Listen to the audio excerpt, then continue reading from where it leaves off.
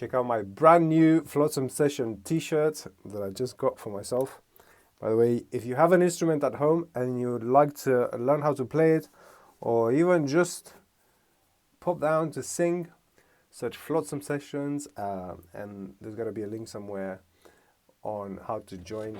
You basically just show up. Now, onto the business, onto the daily business. I have come across a weird technique, which, first of all, I grew up in Romania, so it sounds like some kind of music from Romania. And basically it's just, first of all, I've taken the reed up a tiny bit, so it's above the mouthpiece, as opposed to just a tiny bit below. I think that helps. That's one thing. And the second is, the tonguing is sort of ka-the. I'll play a tiny bit just to demonstrate. It works really well in the lower register, not so much in the upper register.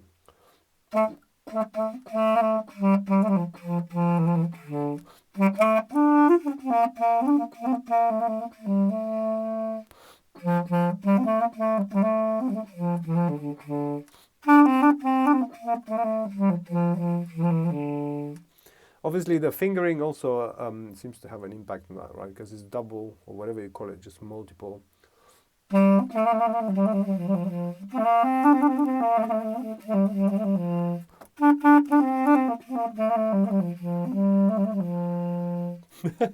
It sounds so gorgeous.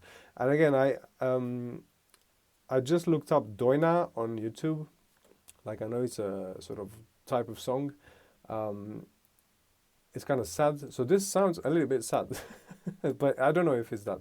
Anyhow, very interesting technique. If you have one of these at home, definitely give it a go. You might not get it the first time.